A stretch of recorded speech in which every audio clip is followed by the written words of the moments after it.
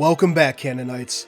Ever since we were introduced to the Flood in one of gaming's greatest reveals, fans have pondered and theorized about the alien parasite.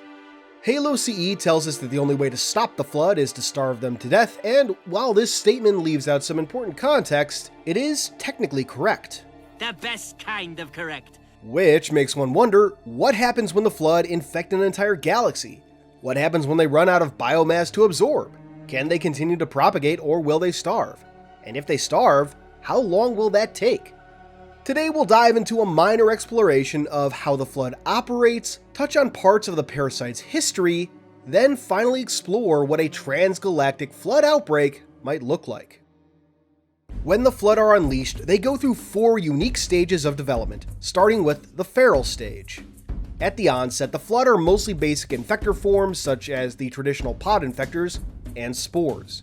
These forms seek out victims to infect, converting any viable sentient life into combat forms. Over time, or if a combat form is severely damaged, they'll be transformed into carrier forms, filled with pod infectors ready to infect new hosts. With no central intelligence, the Flood can only perform basic communication via pheromones, and instinctually begin harvesting bodies, particularly those with high amounts of calcium, to construct a compound mind. This is the Flood as we encounter it in Halo CE and, to an extent, Halo Wars. The feral stage is rather unique compared to the later stages, as there is a rather long road from the start of a Flood outbreak to reaching its next stage. In essence, the feral stage is anything prior to the appearance of a fully realized Gravemind. To use a brief if unorthodox metaphor, the Flood's stages of growth are kind of like Super Saiyan transformations. When Goku, Vegeta, Trunks, and Gohan were trying to unlock a new form of Super Saiyan in the Cell Saga, they had to go through several different quote-unquote grades of Super Saiyan before Gohan unlocked what later became known as Super Saiyan 2. And then all transformations after that were basically just additional power-ups. Flood infestation is kind of similar, with the jump from feral to coordinated requiring several in-between steps, and later stages just kind of upping the existing scales. As bodies are accumulated, Flood supercells, the most basic form of the Flood and the key to the Flood's adaptability, will convert these bodies into Flood biomass, forming command and coordination forms known as keyminds. Keymind is a blanket term for any Flood form that aids in the parasite's coordination efforts. If a Flood hive cannot be established, lower command forms like the Juggernaut, a specialized combat form directed by a seething mass of infection forms and linked to multiple hosts, can grow into larger, smarter abomination keyminds, able to coordinate the Flood on a large scale while remaining in motion. Eventually, however, a central intelligence will take root, a proto-Gravemind. As this proto-Gravemind accumulates more biomass and intelligence while growing in size, the Flood forms within its range will become more and more coordinated and effective. New, more powerful Flood forms born entirely of raw Flood biomass may appear as well, depending on the needs of the hive, present threats to it, and the size of the proto-Gravemind itself. While we get glimpses of this advanced level of the Flood feral stage in Halo Wars, and even Halo CE to a much lesser extent, it is best visualized in Halo Wars 2's Awakening the Nightmare DLC. When a proto-Gravemind reaches a critical mass, it will become self-aware and connect with the collective intelligence of the Flood, all the information it has ever possessed across time. At this point, the Flood enters the coordinated stage. With a fully empowered Gravemind directing them, the Flood become ever deadlier, utilizing not only the knowledge accumulated during the local infestation, but the total collective knowledge of the Flood. So, for any of you eager to meet the Primordial, we basically did back in Halo 2 and 3, the games where we encounter a coordinated Flood infestation. It's rather interesting, too, that the Flood's collective intelligence is ever-present, like a corrupted version of the Domain, the information repository first either discovered or created by the Precursors, and later used by Forerunners. After a Gravemind is formed, the Flood will continue to spread across their environment, eventually completely converting everything it can find. We kinda get a glimpse of this in Halo 3, with the Flood outbreak on High Charity having grown large enough to completely cover it in Flood biomass, inside and seemingly out. Maybe that's just supposed to be the same dirt-like surface from Halo 2, but it looks like a huge mass of Flood material to me. Anyway, once the Flood are able to take control of spacefaring technology or develop it themselves, they'll begin spreading among the stars, bringing them to the interstellar stage. This is the Flood as the Forerunners knew it, and ancient humans before them, where the Flood infested entire planets, converting them into a greater type of keymind. These planetary keyminds provided the Flood with extraordinary planning and strategic capabilities, and were said to even be a match for Medarch level Ancilla. For context, those were the most powerful AI the Forerunners had.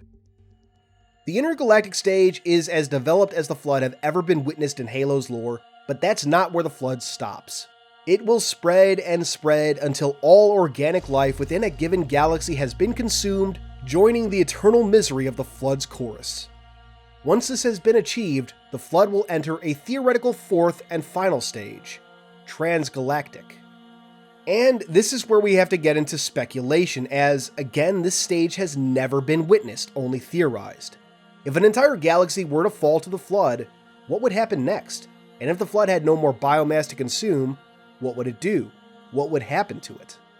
To start, let's look at specifically how the Flood might begin to spread. The first thing we have to ask is whether any Flood would remain in the original infected galaxy, or would it all depart in different directions towards different galaxies? Would there be any value in remaining in a seemingly depleted galaxy?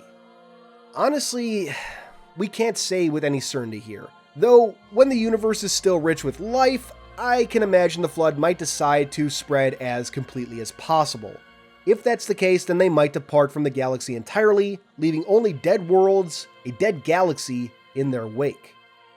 I want to highlight a statement made by the Gravemind from Halo 3, in which it claims, "I have fleets of thousands consumed a galaxy of flesh and mind and bone."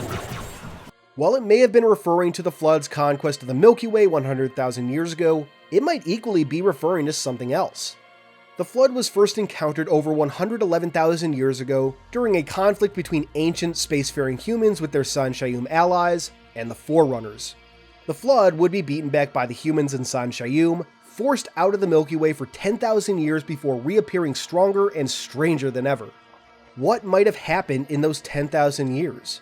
Could the Flood have traveled to another galaxy, maybe Andromeda, and consumed an entire galaxy in almost 10,000 years?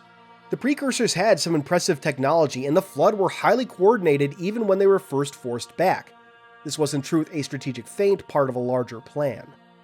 Might the galaxy our Milky Way is destined to collide with and merge with in a few billion years be a graveyard of barren empty worlds? Or might the Flood be there, waiting to reach us the old-fashioned way? Might Andromeda be the starting point for a universal-scale Flood infestation? Maybe one by one the distant galaxies of the universe are falling to the Flood. Maybe the Milky Way is the last bastion of independent sentient life. In case you ever needed a reminder about the Flood being a cosmic horror, there you go. But, back on topic, whether the Flood abandoned harvested galaxies entirely or not, there would come a point where the Flood has consumed everything, or at least everything within its reasonable range. It's hard to say which would actually happen. The Precursors had some stupid OP abilities. The Gravemind was even once able to reach into the fabric of reality itself and, with the aid of Precursor technology, warp space-time. So whether the rate of galactic expansion would outpace what the Flood are capable of consuming, I can't say. Regardless, there would come a time when there was no more organic life to feast on, no new hosts to absorb, just the eternal Flood. Unity and wisdom, as the Primordial once said. So, what would happen next? Would the Flood simply begin to starve, or would it find a way to persist? And if it did just starve, how long would that take? I can easily see the Flood finding a way to cheat death and continuing for untold eons, but if it had no choice but to starve, well, it might not be quick. In Halo Primordium, the second of the Forerunner novels, it takes 1 billion years worth of time to kill the Primordial, a new Gravemind at this point. However, this being was designed to survive deep time, altered by other Precursors. If this trait is one the Flood is capable of, we do not know. However, the Flood's goal was never survival, just unity. A perverse, miserable unity, but unity nonetheless. After that's achieved, it may not care what happens next. Let the universe become a massive grave devoid of any life whatsoever. At least, for a good chunk of time. With that though, I think we can wrap up this discussion. The Flood is always a fascinating subject to discuss, from the basics down to the deep lore. Thank you for watching as always, stick around for the Patreon shoutout, and until next time, this has been Halo Canon. First, I'd like to give a big thank you to our Harspis patrons.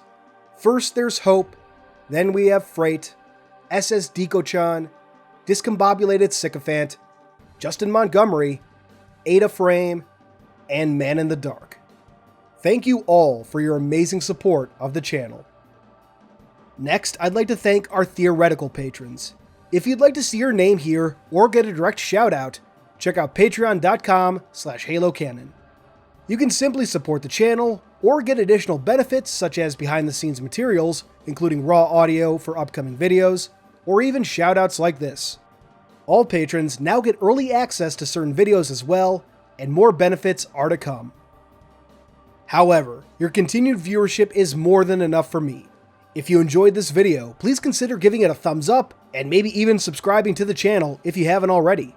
If you really enjoy my stuff, turn on that notification bell so you can be among the first to see new videos when they release. But for all my fellow Canonites, keep on being awesome.